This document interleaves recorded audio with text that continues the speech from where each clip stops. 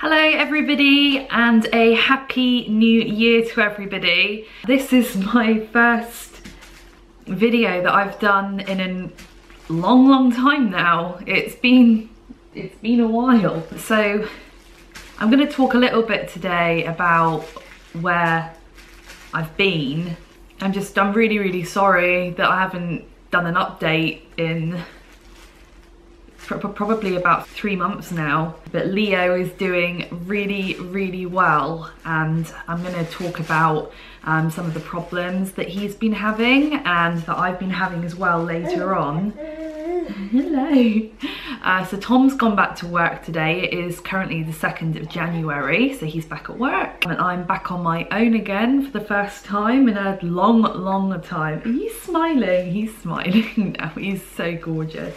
Yeah, but unfortunately Leo has got his 2nd round of jabs today. You poor thing. I'm not quite sure what the day's gonna bring, but there we go. Are you gonna come up and say hello to me? He's smiling so much. Are you gonna come and say hello to everybody? Emilie. So here's Leo. Hi, say hello. Isn't he so scrumptious? So he's currently 15 weeks old. But yeah, like, he's got his head up and he's almost sitting up now. He's rolling over and everything. So yeah, we're gonna go to the doctors in a minute and get your next round of jabs done. It's so sad for a mummy to watch. But yeah, that's what we're gonna do this morning. What are you doing? Yes. Yeah, so I will check in with you in a bit. Okay guys, so we're back from the doctors now. Leo is just having a nap. I'm sorry about the glare on my glasses, but I can't see myself at all when I've not got my glasses on. So Leo was really good. He cried a little bit. It was so sad. But he's now having his lunchtime nap, which is from 12 until 2. She pretty much does every single day, so I always get a couple of hours now to sort of chill and relax. So I guess I better just start off by basically explaining where on earth I've been for the last well, almost 3 months now. So as many of you know, I had quite a long labour with Leo. I was in labour for about 3 days. I had a 2nd-degree tear, which was healing as well. But pretty soon after I had Leo, I really felt like something wasn't right. I didn't feel myself. I felt incredibly anxious and restless, and I just couldn't function. Most days I was just crying all the time.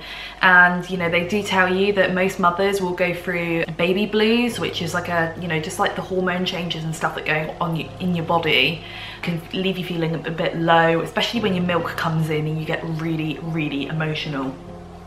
Obviously Leo had a tongue tie, so I didn't end up breastfeeding in the end. That really stressed me out. I felt like an absolute failure.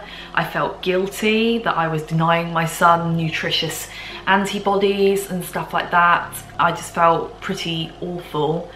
When Tom went back to work, things started getting really bad for me. I spent most of my days just crying all the time, which I think my baby was picking up on too, because I was just anxious. I stopped eating. I dropped all of my baby weight within about 3 weeks of giving birth, and then started going down below my initial baby starting weight, which was about 10.7. So things just got progressively worse. My health visitor picked up that I was really unhappy, and she referred me to my GP, who basically referred me to a perinatal team, which is like a mental health team that take care of you after you've had a baby. I promptly saw a psychologist and sort of like an assessor as well, who basically assessed that I needed to see a psychologist. I started having sessions with a psychologist, and basically she said that I was, well, she thought that I had postnatal depression. I went back to my GP, and obviously on the advice of the clinic that I was going to, he was then advised to put me on an antidepressant. So guys, that's basically where I've been. I've been suffering with postnatal depression, and I am on antidepressants for it. I'm on an antidepressant called sertraline, which is basically a good all-rounder. I initially started on 50 milligrams, which promptly soon went up to 100 milligrams, and you know, I feel fine every day now, but there was a couple of days where I forgot to take my tablet, and I immediately saw the repercussions of that. I was immediately really, really low and tearful again, and just crying for what felt like absolutely no reason. Something that didn't help with the anxiety and everything that I had was that Leo's feeding got progressively worse and worse and worse. So he's pretty much always been bottle fed, but as time was going on, he was becoming increasingly distraught during feeding. So basically what happened was he started crying during the feeds, and I noticed he didn't go to the toilet very often, so I was concerned that he was constipated. He would basically scream throughout an entire feed. He would be asking for the bottle and then pushing the bottle away and just getting really, really distressed. So feeding times became a massive source of anxiety for me, which didn't help my mental health either. We started using something called Colief. So we put Colief drops in his milk, and he promptly started going for poops again. But after a couple of days where everything seemed to be amazing and he was really, really settled, he then started to cry through his feeds again. So we then started using an antacid called ranitidine, which basically they thought he had GORD, which was gastroesophageal reflux disease. That's it, I think so. So basically they thought his windpipe was getting burnt out from having reflux so often. He's always been a refluxy baby. So we tried him on that for a week and we didn't see any difference at all. So then I had to take him back to the GP again, and we got referred to the hospital to go speak to a pediatrician. They observed him feeding where he was really, really distressed and screaming the place down, and they basically said that what was happening seemed to be a milk protein allergy. So with children, of course, they can't speak to you and tell you what's wrong with them, so they just have to trial everything. So they told me that they were putting him on a trial of special milk, which had the milk protein broken down to a point that his body shouldn't recognize it and cause a reaction. But they told me it was going to take 6 weeks to work. And I was just like, are you kidding? He's 7 weeks old at the moment. I'm not coping. I'm calling my partner at work, crying down the phone every single day. And frankly, one of the days I was pushing him in the pram and I literally felt like my life was over, and I felt like I could basically just walk out in front of a car when I was walking down the road. It got to that point, and I called Tom and had to get him to come home from work because I didn't know what I was going to do. I'm sorry, it's really it's quite hard talking about it. I couldn't cope any longer at home, and I couldn't wait 6 weeks for this milk to kick in and work on Leo when I was getting so distraught and stressed myself every time I had to feed him or every time I thought about having to feed him. So Tom and I agreed, and my family all agreed, that the best thing for me to do was to move in with my grandmother. My mum lives opposite my grandmother, and I would just have constant visitors all the time, company, people who are happy to hold Leo for an hour when he was being really, really difficult. Leo was crying all the time at this point. He didn't ever want to be put down.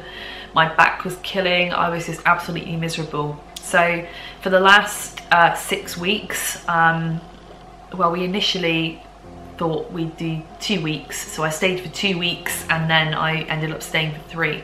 I lived in St. Austell with my grandmother, who helped me through this and everything that I was going through.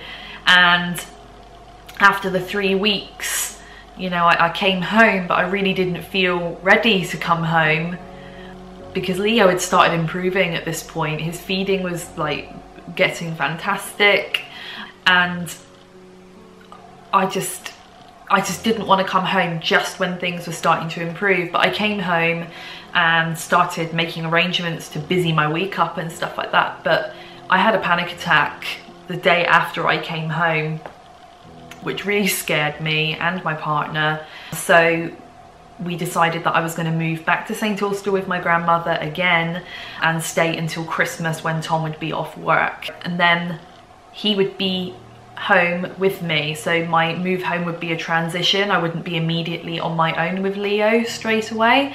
And that's basically where we've been. My mum said to me, just stay for a few more weeks, he'll be that much older, he'll interact with you that much more. And my goodness, Leo is now a completely different baby. He naps, he's sleeping through the night, he naps really, really well. We put him down on a schedule and he's doing brilliantly. It just feels so good to be, moving in the right direction. Tom's been home over the Christmas period, and today is my first day where I'm on my own. And for the first time since I had my baby, which was 15 weeks ago, I feel able to cope on my own. Of course, I am on medication and I'm continuing to see a psychologist to have CBT sessions, which is cognitive behavioural therapy, to basically find out what my triggers are, what causes my emotional response. Because a few times when Leo was crying, I felt like being aggressive towards him, which I've been assured is normal, but obviously acting on that aggression is not. And there were times where I just literally felt like I could just throw him, and those were times that I just had to call my partner and get him to come home from work and help me.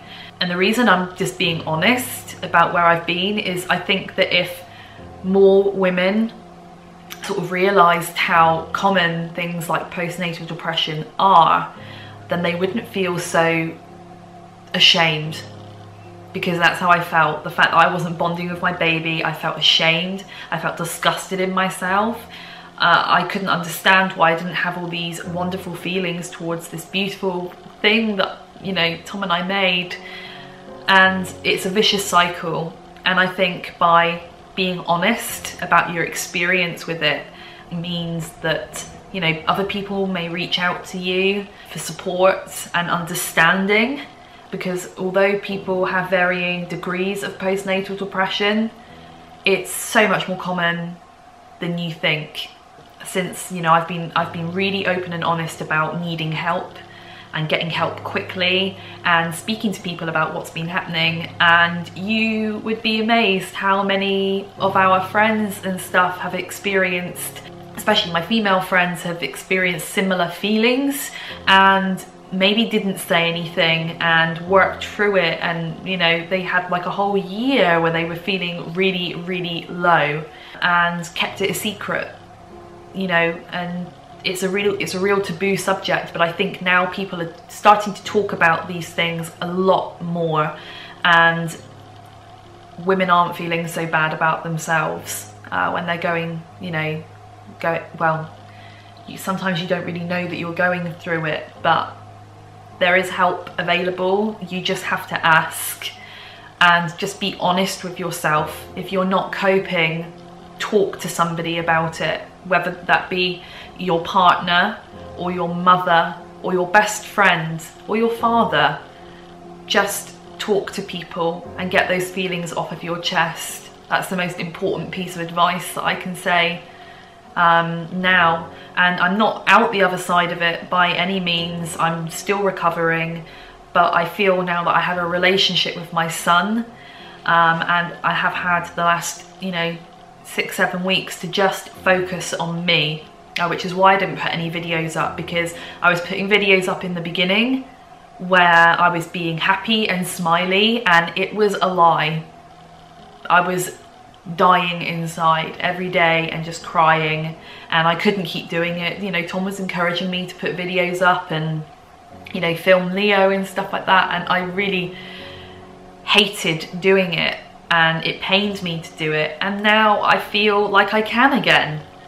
So, if you've got any friends and stuff who've recently had babies, just check in with them every now and again. Don't say how are you. How are you was like the worst word for me. But how was your night?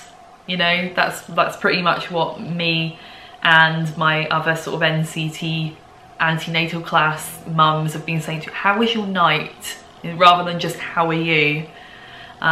Because when you've got a baby, you start living your life hour by hour rather than day by day, which is crazy.